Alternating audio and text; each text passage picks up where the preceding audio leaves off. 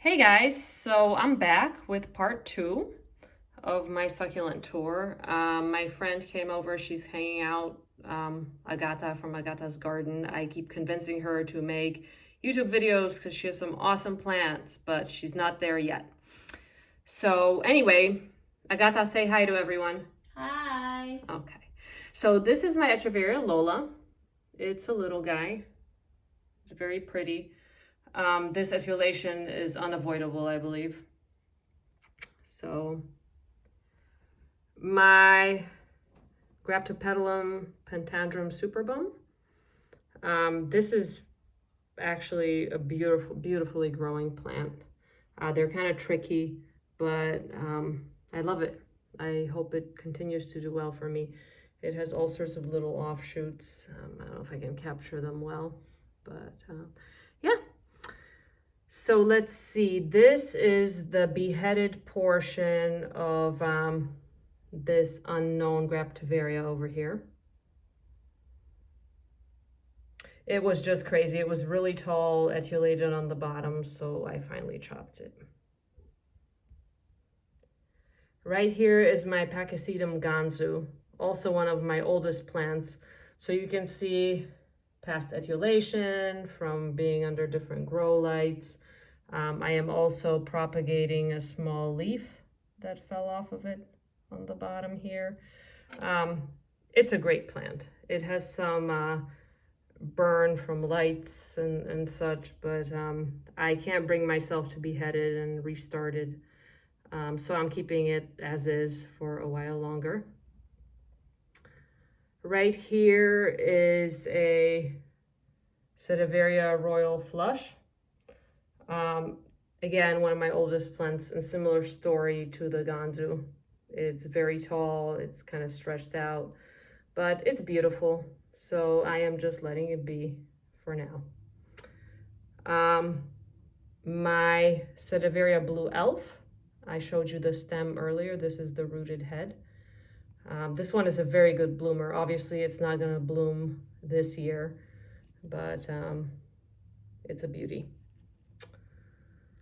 So this is my jade tree. I believe this is actually a variegated jade. I think it's the Golem jade and it's variegated.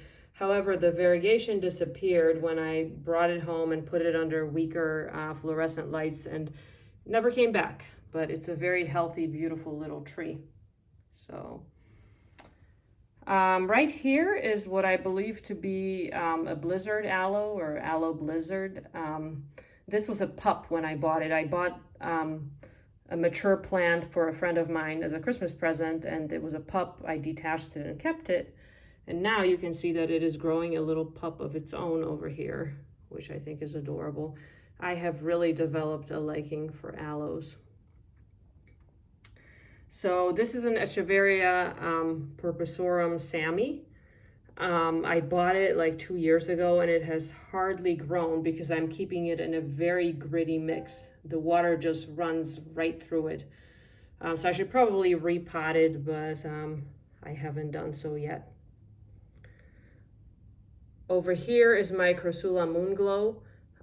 When I bought it, it was etiolated on the bottom. Since then, these leaves had rotted. And it's not, the best example of a moonglow, but I think it's pretty.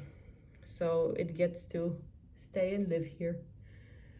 Right back here is a crassula ivory towers that I had beheaded, replanted the heads. The base has a ton of pups, and the midsection I had to get rid of because that was just too many crassula ivory towers. So here is my Graptopetalum pentandrum murasaki, probably one of my favorite plants. I have a lot of pictures of this one on Instagram. I have never beheaded this. It's one of the first plants I bought. It's doing beautifully. It has 3 very weird long etiolated pups that I thought were flowers when they first showed up. So again, one of my favorites. Back here is an aloe Zanzibar.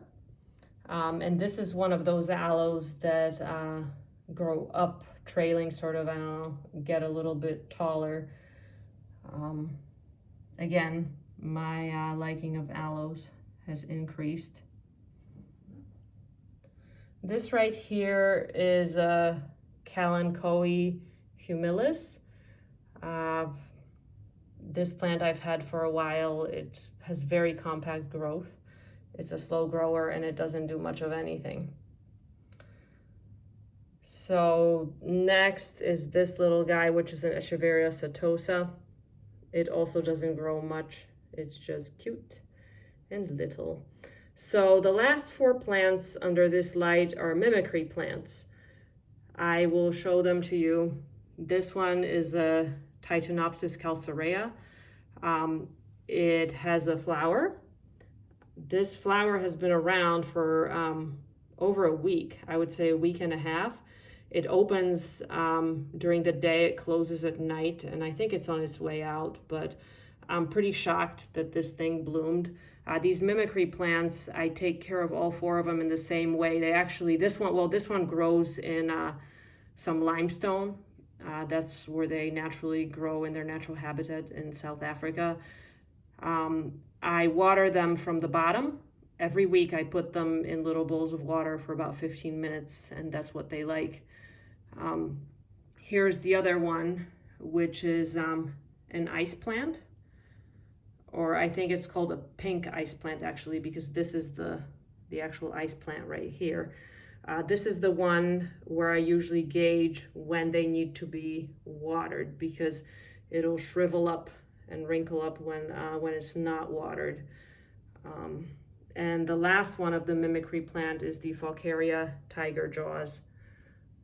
It's beautiful. I've wanted one for a long time. I think this is my last purchase, or maybe the amethystium was, but.